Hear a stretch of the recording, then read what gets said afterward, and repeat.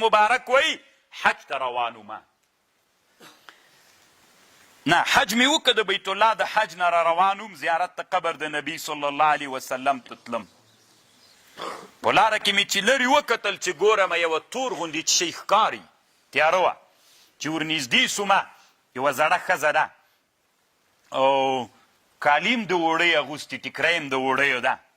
ما ورته ویلې السلام علیک ورحمة الله وبرکاته فقال سلام قولا من رب الرحیم جواب راک قرآن باندې جواب راک ما ورته ویلې الله دې رحم در باندې وکړي ما تصنعین فی هذا المکان مورې دلته څه شی کوې قالت ومن یضلل الله فلا هادی له نو زه پوه سوم چې لاره تېرنه ورکه ده ځي چېرته په مزل روانه ده لاره تېرنه ورکه ده ما ورته ویلې چیرې روانې لاره به زه در وښیم چیرې ځې وی راته ویلې سبحان الذي يسرى بعبده ليلا من المسجد الحرام الى مسجد الاقصى حج د بیت الله مې وکړ اوس بیت المقدس ته ځم زه مقدسیه یم بیت المقدس ته روان یم د شام لاره راوښی طالبانو حاجیانو به چې بیت الله حج وکړه پخوا زمانه کې هغه پیاده لارې چې وې چې اسلامي امت په دې مملکتو نه و تقسیم سوی ټول یو خلافتو د اسلامي امتونو هسې په مدینه باندې به شام ته تلل ما پوه سومه چې حج یې کړی ده اوس بیت المقدس ته روانه ده ما ورته ویلي مورې څو ورځې کېږي چې دلته لاره درنه ورکه ده او دلته ناسته یې فقالت 3 لیال سویه 3 ورځې فکس ووتلې پوره 3 ورځې کېږي چې دلته ناسته یم ما ورته ویلې چې مورې ما ارى معك طعاما تأكلين تا سره خو طعام هم نسته چې ویې خورې قالت هو يطعمني ويسقين زه رب العالمین لرم داسې نادر عقیده لرم هو يطعمني ويسقين ما ته اوبه هم راکوي طعام هم راکوي ما ورته ویلې ښه نو اودس په څه شي باندې کوې قالت فإن لم تجدوا ماء فتيمموا صعيدا طيبا پوه شوم چې تیمم وهي بیا مې ورته ویلې ما سره طعام سته ان معي طعاما فهل لك في الاكل ما سره تیار خورجینه کې ډوډۍ سته خوراک سته در یې کم ما ته جواب راکړه ثم اتم الصيام الى الليل پوه یې کړلم چې زه روزه یم بې روزه ماتې وخت کې ډوډۍ راکړه زه روزهداره یم ما ورته ویلې دا خو رمضان هم نه ده د رمضان میاشته نه ده تا څنګه روزه نیولې بیا ما ته ویلې ومن تطوع خیرا فإن الله شاکر علیم یعنې پوه یې کړم نو خو روزه نه ده نفلي روزه خو به نیسي ومن تطوع خیرا فإن الله شاکر علیم څه نادره ښځه ده ما ورته ویلې سفر کې خو موږ دپاره څوک مباح ده روزه نفلي باید اباحت ده مونږ ته ما ته ویلې وان تصوموا خیر لکم صحیح ده اباحت خو سته خو ان تصوموا خیر لکم ما ورته ویلې ولې په قرآن باندې خبرې کوې سمې خبرې را سره وکړه که نه زه پوښتنه درنه کوم ته قرآن راته وایې نو ما ته ویلې ما یلفظ من قول الا لدیه رقیب عتید هر څوک چې خبرې کوي ملایکې دي خبرې لیکي نو چې د ما خبرې قرآن ولیکل سي ښه ده او که دغسې خبرې څه زوی مړې ښځه ده ما ورته ویلې څوک یې دا خو را ځان را وپېژنه چې ته څوک یې ما ته ویلې ولا تقف ما ليس لك به علم ان السمع والبصر والفؤاد كل اولئك كان عنه دې پوښتنه څه کوې چې ته څوک یم د دې پوښتنه مه رانه کوه که نه ولا تقف ما ليس لك به علم ما ورته ویلې بښنه راته وکړه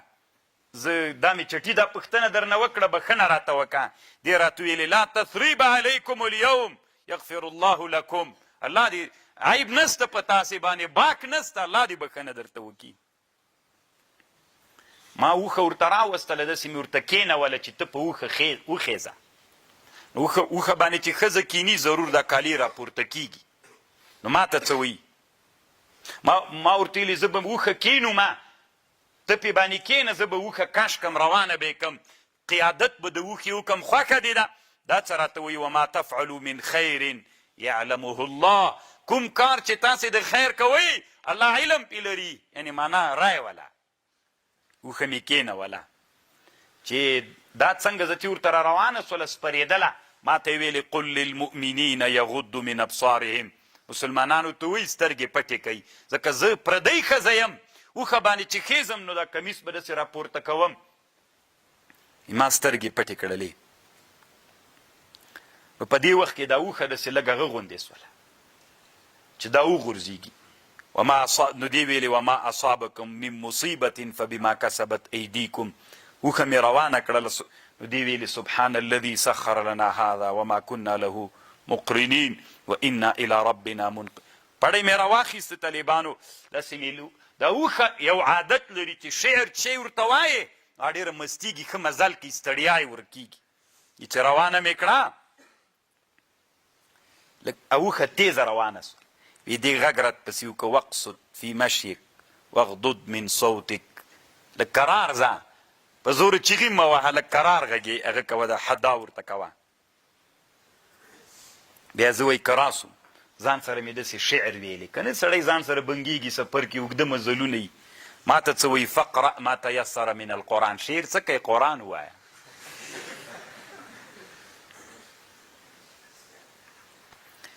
بیا خو قیسه خو طالبانو ډېره اوږده د اخر کې خیمو ته راورسېدلو هلته یې زمن ول زمن دې خیمو کې دي څوک دي زمن مې دي ما نه مخکې راغلي دي هغه را سره ول حج کې ما ورته ویلې څه نومیږي چې زه یې درته راوغړم غږ پسې وکړم ما ته یې ویلې واتخذ الله ابراهیم خلیلا وکلم الله موسی تکلیما یا یحیا خذ الکتاب بقوه پوه یې کړم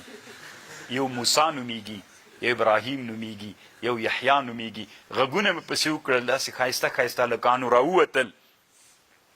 ستې روپۍ ورکړلې ما ته ما ورته ویلې څومره وخت کېږي چې دا مور مو په قرآن خبرې نه کوي وي 40 کاله کېږي چې دا مور مو غیر له قرآن نه په بل شي خبرې نه کوي او دې ته طالبانو وایي دا یوه نوعه د اقتباس ده چې ته وایې قرآن خو مقصد دې څوک وي خبرې وي نو امام نووي رحمه الله دلته په التبیان کې باب کړي چې دا څنګه روا ده که ناروا ده نو دی وی په دې کې بعضې علما لکه ابراهیم النخعي هغه دا مکروه بلي خو عمر رضی الله عنه یو ورځ په مکه مکرمه کې جمع ورکوله د ماښام جمع وه نو دا آیات یې ویلې والتین والزیتون وطور سینینا بیا د دیجې ته چې راورسېد وهذا البلد الامین دلته چې راورسېد غږ یې داسې پورته که ګویا کې وهذا البلد الامین داسې لکه خبرې چې تر مراد نو د امام نووي رایه داسې ده طالبانو چې دی جایز بلي ځکه د تابعي قول یې په کراهیت نقل کړی د صحابو اقوال یې په چا نقل کړي په جواز باندې نقل کړي دي بنا